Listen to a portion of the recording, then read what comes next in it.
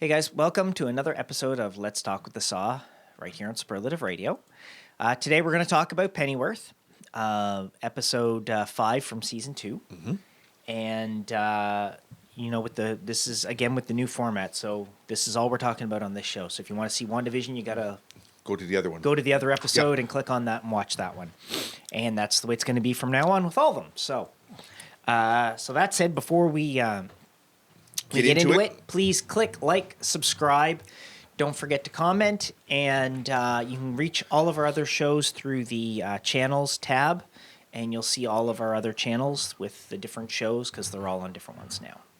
So, and everything's there, including the vlogs and the whole 9 yards. They're all right there for you. So enjoy. Yeah. Or you can just go right to superlativeradio.com and check everything out in one spot. You don't gotta click around. And but please do subscribe to all the channels, please. And that would really help. Okay, so that said, what did you think of the episode? I liked it. I was surprised that he decided to get back into it again for another one, but of course he didn't have the money. Well, he needed the money, right? But Thomas offered him the money. I know, and he didn't want to take it. He didn't want to take it from him, and I thought, well, that's when Thomas offered him the money, I thought, okay, this is where their relationship will start, and I thought, he was going to do this. Yeah. But he didn't. But he decided to go the other route. He wanted to be, self-reliant, I guess, if you want to call it that. But still, it just turned out to be I was surprised. And I was too. I was surprised that he didn't take it. Yeah. But I'm still trying to figure out how they're going to get to the point where Pennyworth is going to be working for Thomas and Martha. Now you can start to see they started to start the relationship of Thomas and Martha. Yeah. Like you said last episode, they were getting together. Yeah. And this one they were a little bit more. And then this episode they introduced Lucius Fox. That's right, exactly. Which, as we know from some of the other Batman stuff, he's the one that works for Wayne Enterprise and comes up with a lot of the gadgets and things like that end up helping Batman out. But now it's funny because Lucius Fox isn't somebody who's been in every iteration of Batman stuff, as you. It's only lately, the last. Well, he's been in the comics for a long time, but it's just it's really funny. Like when they did the '60s Batman show, there was no Lucius. No, there wasn't. It was just Bruce Wayne was behind everything, right? That's right, exactly. That's true. 1989 Batman movie with Michael Keaton, same thing. It was just him. Yeah. It wasn't. Lucius Fox we don't see until the Nolan trilogy on screen. But he was there in the comics prior. And he was in the comics prior to that. But in the Nolan trilogy, he was the one that designed Batman's big tumbler thing that he drove around in and all that stuff. And he knew he was Batman. Not a lot of people knew that. No. And in the comics, that's kind of what he is, too. He's the same kind of thing as he was in those movies. So it's just interesting to see that they're introducing this character and making him more a staple of the lore, which I think is kind of cool. I wonder if the new Batman movie that's just called The Batman with Robert Pattinson is going to have him in it, too. How do you feel about that? Do you think Pattinson's going to do okay? I don't really know. He refused to bulk up for the movie, but I'm one of those people that I don't feel Batman needs to be a big hulking brute of a guy.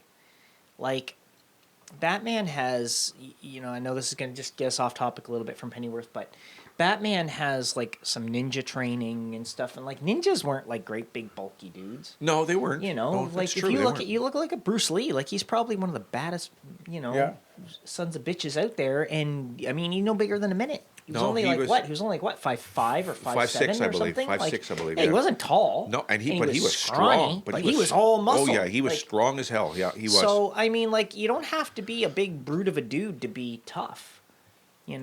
So I can kind of, if that's the way he wants to play this Batman, and whatever. Maybe from the previews that I've seen, I think he's gonna be okay as Batman. I don't know how he'll pull off Bruce Wayne though. See, but again, I've always said that's the key to Batman.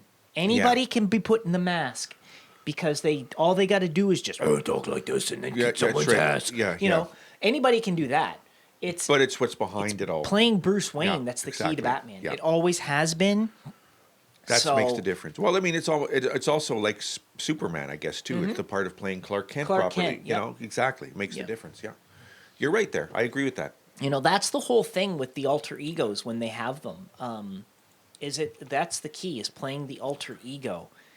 Like, now, the thing is with Spider-Man, though, it's almost the opposite.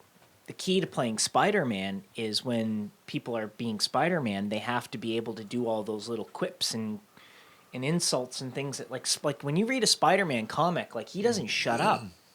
He's like Deadpool. He talks the whole time. He's fighting somebody, right? Yeah, like, that's and true. they pay homage to that in Civil War when they're like, hey, I don't know if you know, but there's usually not this much talking in a fight. And he's like, oh, sorry, my bad. I'm just trying to impress Mr. Stark. Yeah, right? Right. That's Spider-Man. Like, that's why he does that part so well, is because he plays the Spider-Man side of it so well, with all the talking and the yapping. And that's the key to him. Peter Parker is more of a shy kid, though. That's exactly, yeah. right? So he comes out of his shell in the Spider-Man outfit. So that's why it's...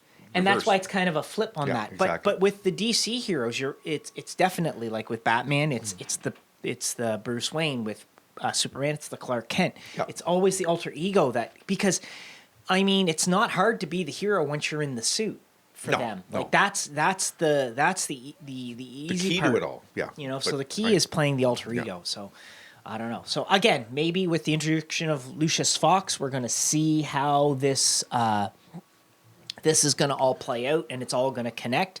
Obviously, Lucius Fox is working for, I'm guessing, the CIA, because he's infiltrated this place. Yeah, exactly. And he's sending messages to Thomas. So, you know, but yeah. Pass me my coffee there, Mark. Yeah, it is. He's definitely, like you can see, he wants to get out now. That was his message. He had to get out as soon as possible. Because he had found some stuff out. Yeah, exactly. So he had to get his ass out of there. So we do get to see. Well. Anyway, I should do this earlier. There we go. Pennyworth. Took you a while. I know, eh? Well, we got off topic, but that's my fault, right? But anyway, You didn't bite on that. Wow. Okay. Jeez. I'll let you have this one. So there's the no, eh? There's the scene where we get to see Mark. We get to see Mark? Yeah, we get to see Mark. No, we get to see, of course... Thank you, Mark. What's-her-face and the Prime Minister meeting, you know, because Martha leads... That's right, exactly. That's right, yeah. And they had a secret meeting. They had that secret meeting, and then, of course... And then she got in shit for it after. And she gets in shit and gets in prison for it after. It's really interesting that they're able to do that, you know, and see all of that. But Metal Nose is losing his shit. Yeah, I mean, he's turning into a Hitler. He's gone, you know.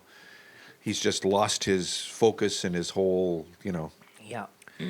The whole mania has just taken over, so it's time to oust him somehow, because he's just...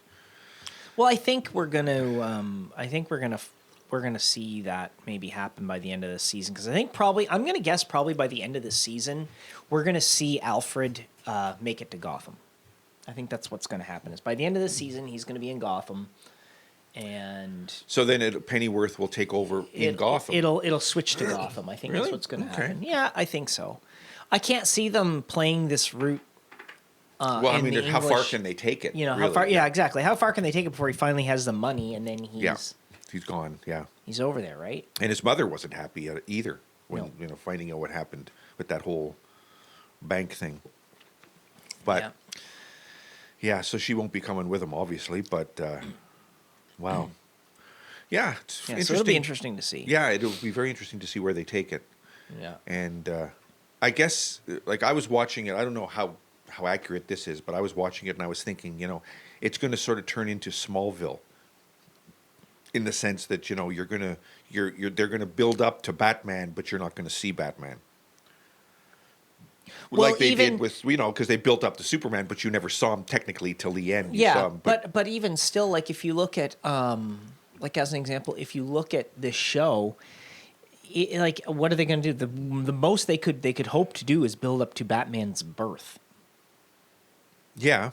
I mean, like that would be it. Like Bruce Wayne being born. Like you could. I mean, they could go through Thomas and Martha getting together and getting married and then having a kid, but that would be about as far as it could go. I mean, for him to be Batman, it's not until he's in like his his mid to late 20s before he starts to be Batman, right? Right. So, but I mean, this is it. How far can they take it, and what can they do with it is the question. But I mean, if they use it to set up a whole. If they use it to set up a whole, like TV universe, kind of like what they've done with Arrow. Well, didn't they say they're going to they're bringing it back to TV, Batman?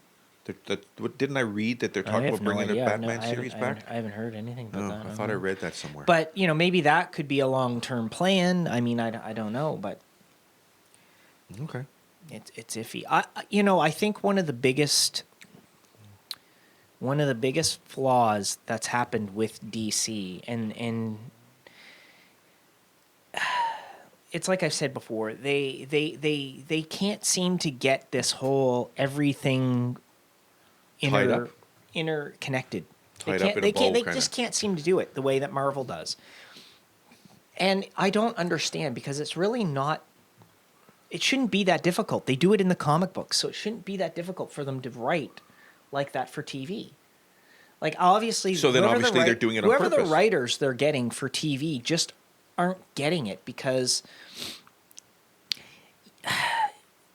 I don't know. Like, when you look at Marvel, right, it's easy to tell these stories when you can include other characters that are part of the overall franchise. Like... you can bring in mentions of them. They don't have to appear, but you can bring in mentions of them, and you can, then eventually you can cross them over or bring them in or whatever. But, like, I don't understand why it's so hard for them to get their crap together, so to speak, unlike Marvel. I don't get it, but... Well, seems to be the I case. Really don't. But this episode, I think it's really just kind of... It struck me kind of as a bit of a filler. Okay. Like, it didn't really move the... To me, it didn't really move the story forward any. It was kind of like... Back to the Future 2? Yeah. It was kind of like it just sort of filled in some gaps about what's been happening so far. Okay. So, like, I would call it a filler episode, honestly. It's like, it just kind of fills in some gaps here and there of what's going on. Okay. I didn't really think that it was... I didn't really think essential to the plot? Yeah, because I don't think it really moved the story forward any. Because, I mean, we didn't get any real development with Thomas and Martha and their relationship. We didn't really get any development on the overall story of the siege on London. Right? We didn't get any more overall story on Alfred. Like, it just sort of just filled in some gaps here and there a bit, but it didn't really... Okay. Yeah. It did. I guess... Yeah, okay. I guess I can see where you're coming from. It wasn't like, an action-packed kind of... Now, this scene right here, where he shoots the buddy in the forest. Right. I couldn't figure out why he shot him. Why do you think he shot him? Because he was getting lippy with him. Remember he was sitting at the table and he was lipping and he nearly started a fight with Alfred. Is that why? Yeah, he was just an asshole. He was just the guy was just being a dick. And wasn't he the guy too that shot the woman? I thought he was the same dude who shot the black chick with the axe when they were escaping the wrestling. I think it was the same guy too. Could be, yeah. I didn't remember that part if he did, but he was just a lippy asshole, and I think that's what it was. I think he just had enough of it and said, goodbye. You're causing more problems than you're worth, kind of deal. Yeah, okay, all right. That's I was what I trying got to figure out it of out myself why he was doing it. So. That's what I got out of it. Okay. There's nothing worse than a lippy asshole. You would know. See, you notice I looked at you. Wait, thank you. Anyway, yeah. No, you're right. And you're right. I would know because I work with one.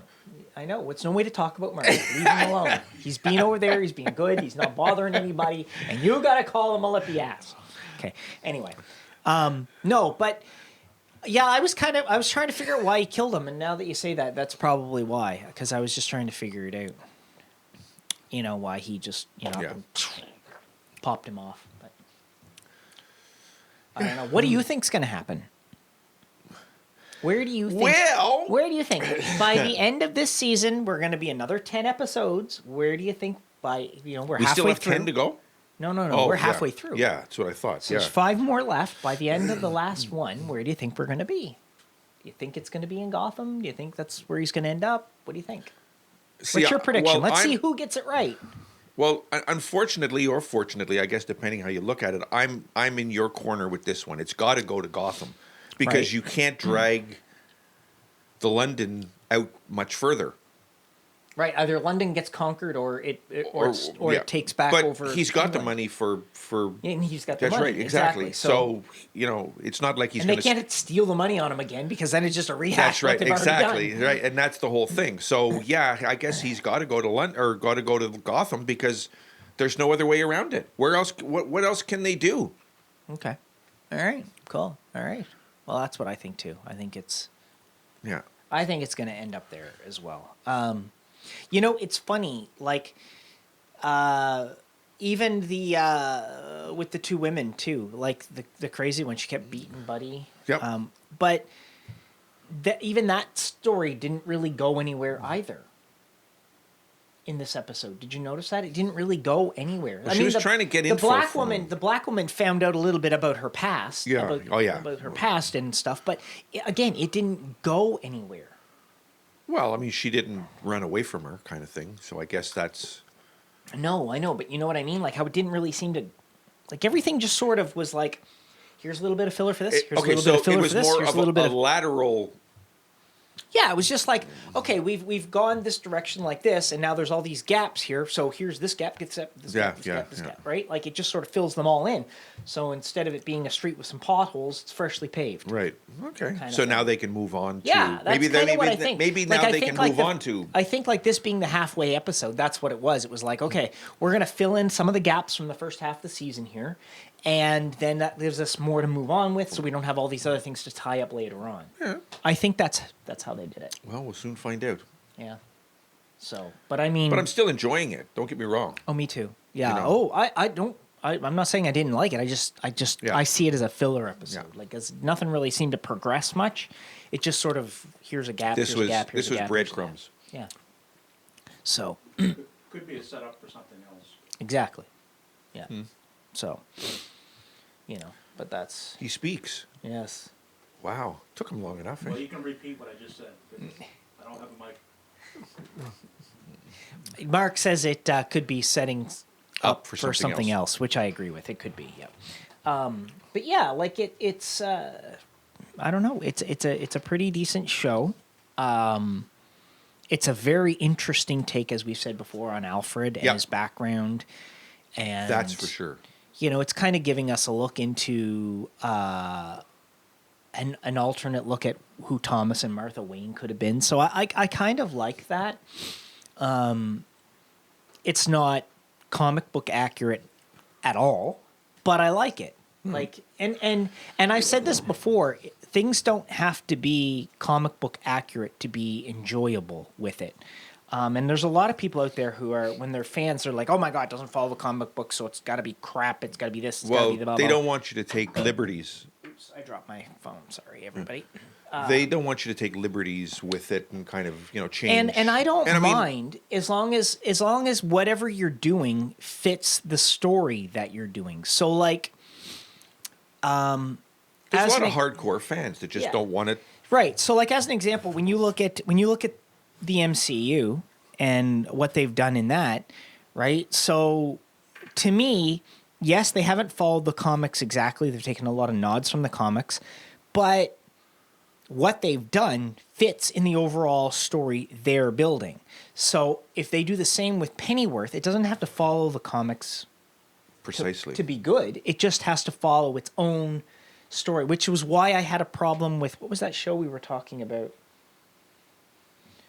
I'm trying to remember what it was we were talking about. And I remember I had said, my problem is it's not following its own. Oh yeah, you said that. It's not following its own rules. What was that you said that about? I think it was one of the Star Treks. I think. I'm It just was trying Discovery. Something like that. But that's what bugs me is if it's not going to follow its own rules and its own whatever from the beginning, like follow what you set up. Stick to that. It doesn't have to be accurate to anything else as long as it's accurate to itself. Right? Yeah. That's my beef with shows is when they do that and then they flip it off in a direction that doesn't follow anything it's done before. Yeah. You had said that. Yeah. I think it was Discovery that did something, and you were kind of pissed off about it. Yeah. Because to me, that's the key, right? Like if you're going to tell a story, then have it fit in the overall story that you're building. It can be different from the comics, or it can be different from the novels, or it can be different from the cartoon shows, or whatever it's based on. But keep the basic But keep premise. the premise of what you're doing, yeah. as so it's all together, right? Yeah. That's what I like, because then at least I can look at it and go, all right, yes, I can take it as an alternate take because it's fitting with its own. Yeah, exactly. I think it was. I remember. I think what it was we were talking about was the Star Trek reboot movies. Is that what it was? I think that's what it was. I was complaining that it doesn't follow its own. It's not following. It wasn't following its own established parameters beforehand. Of The what one it's I set liked up. that you said that you Something like that. And that was the Chris what bugged Pine me. one. Yeah. Yeah. Okay. And I think that's what it was we were talking about. But it was Anyway. that or Star Wars. I can't remember. But Anyway, it it's doesn't just, matter. It's just the fact that it's like if you're gonna if The Pennyworth point is made. Yeah, if Pennyworth is gonna build this I guess this Timeline? This timeline, yeah, is a good word for it. This timeline or this version of whatever, as long as it sticks to what has already been established in the first season and a half of Pennyworth, regardless of what they bring after. Right. Great. I can deal with that. I can be like, okay, well, maybe they're going to have Batman be around in, at some point or whatever, or they're going to have this character or whatever, but as long as it fits. Yeah. As long as the premise is there, you're okay with it. Yeah. That's the idea. Yeah, and that's good. Makes sense. Yeah, because at least then you can look at it and go, okay, all right, it's following its own rules, and they're just setting it up as like an alternate time. Well, all right, that's cool. I can be with that. Like that's why I was like, I could look at even the Star Treks, the rebooted Star Treks, and go, okay, all right, they're their own timeline and whatever, and I can accept that and like them for that, because there are things in them I like, but they have to follow their own parameters that they've set up. Exactly. And if they don't, then it's like, well, what the frig are you doing? If you're not even going to obey your own rules, then what's the point? Then it's just anarchy. Yeah. Yeah, I know. So that's got to be what it is. It has to follow its own established stuff, And I mean, don't get me wrong, Marvel's not perfect with it. They've screwed up a few things along the way. Hey, nobody's perfect. But Nobody's perfect. They do a pretty good job of following what they've already established. And you have to give them a bit of leeway because, like I said, when we were talking about WandaVision, in the beginning, they didn't know. They didn't know that they were going to go on to what came, right? They were just hoping. So they threw little tidbits here and there thinking, well, maybe someday we'll be able to do something with it. Exactly. It was a crapshoot for, at the time. Yeah. So now, when you look at the stuff they're doing now, it's far more integrated and connected because they actually can plan, because they know it's going to continue. That's right. So if they do the same thing with Pennyworth, then I'll be like, yeah, okay, great. So if they decide to introduce a Batman show later on where Batman is... It'll follow. Yeah, and be like, hey, that's cool. But yep, overall, I enjoyed it.